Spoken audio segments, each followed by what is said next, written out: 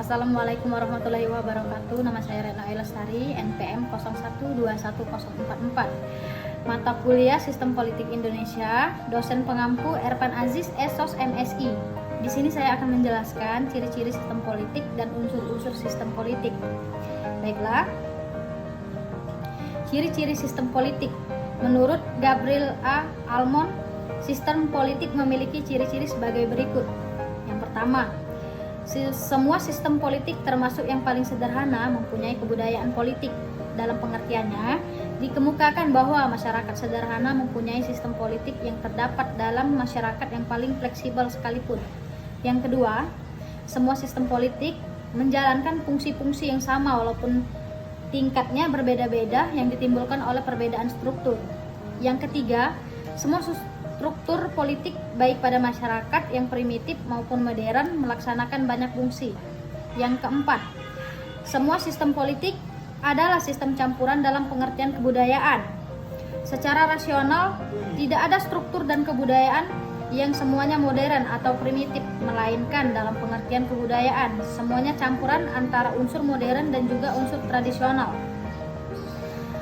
Unsur-unsur sistem politik. Yang pertama, partai politik. Secara garis besar, yang dimaksud dengan partai politik adalah sekelompok warga negara yang terorganisasi. Anggota-anggotanya memiliki cita-cita, tujuan, juga orientasi yang sama. Kelompok ini berusaha untuk memperoleh dukungan rakyat dengan tujuan memperoleh dan mengendalikan kekuasaan politik atau pemerintahan serta melaksanakan kebijaksanaan dengan jalan menempatkan anggota-anggotanya dalam jabatan-jabatan politik ataupun mengadakan pemberontakan. Yang kedua, kelompok kepentingan. Kelompok kepentingan adalah setiap organisasi yang berusaha mempengaruhi kebijaksanaan pemerintah tanpa ingin memperoleh jabatan publik. Kelompok kepentingan juga tidak berusaha menguasai pengelolaan pemerintah secara langsung, meskipun kadang pemimpin-pemimpin atau anggotanya memenangkan kedudukan politik berdasarkan pemilu.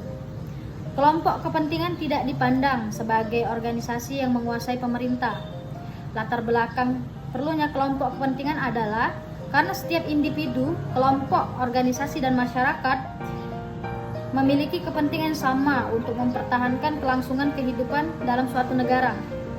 Contoh organisasi yang termasuk kelompok kepentingan tersebut adalah: pertama, ada lembaga swadaya masyarakat. Yang kedua, ada organisasi kemasyarakatan. Yang ketiga, ada organisasi sosial seperti serikat buruh, himpunan pengusaha, kelompok petani, persatuan-persatuan dokter, advokat, insinyur, dan juga guru. 2. Kelompok penekanan. Pada dasarnya, kelompok penekanan hampir sama dengan kelompok kepentingan. Kelompok penekanan merupakan kelompok yang menghimpun sejumlah individu atau dasar-dasar kesamaan, kepentingan atau isu tertentu. Misalnya, mereka diikat oleh kesamaan profesi, minat, keprihatinan, atau sebuah masalah, ideologi, suku, agama, dan wilayah. Tujuan dibentuknya kelompok penekanan adalah mencari cara agar mereka bisa mempengaruhi proses pembuatan undang-undang atau pembuatan kebijakan yang sesuai dengan kepentingan atau tuntutan masyarakat luas. Dengan kalimat lain, mereka berusaha untuk mempengaruhi para wakil rakyat dan parlemen, termasuk kalangan pemerintah.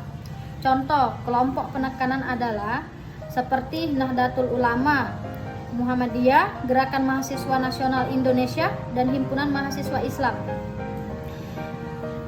Media komunikasi politik.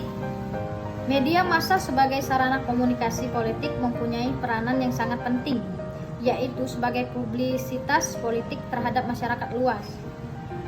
Tujuan media komunikasi politik agar layak mengetahui agenda politik, setelah itu simpati dan menjatuhkan pilihannya kepada partai politik tertentu. Media massa sebagai sarana untuk menyampaikan pesan-pesan terutama mengenai politik akan mempermudahkan komunikator politik dalam menyampaikan dan memperkenalkan siapa dirinya kepada layak. Komunikator atau aktivis politik akan berusaha untuk menguasai media. Pada umumnya, komunikator atau aktivis politik yang berhasil menguasai media akan memenangkan pertarungan politik. Beberapa media komunikasi politik tersebut ialah: ada yang pertama, media elektronik. terdiri atas media telepon, media radio, dan media televisi. Yang kedua, media cetak, terdiri atas media surat langsung dan surat kabar atau majalah. Tokoh politik. Dalam sebuah negara, seseorang dianggap sebagai tokoh politik apabila berada atau bergerak dalam lembaga eksekutif dan legislatif. Orang-orang dalam lembaga negara lainnya, seperti lembaga yudikatif atau penegakan hukum dan militer, umumnya tidak dianggap sebagai tokoh politik meskipun mereka terlibat dalam tugas pemerintah. Dengan kata lain, tokoh politik adalah seseorang yang menjadi pusat perhatian di bidang politik dan berkecimpung dalam dinamika politik yang jelas dan sedang berlangsung. Oke, itu saja pemaparan dari saya. Terima kasih. Assalamualaikum warahmatullahi wabarakatuh.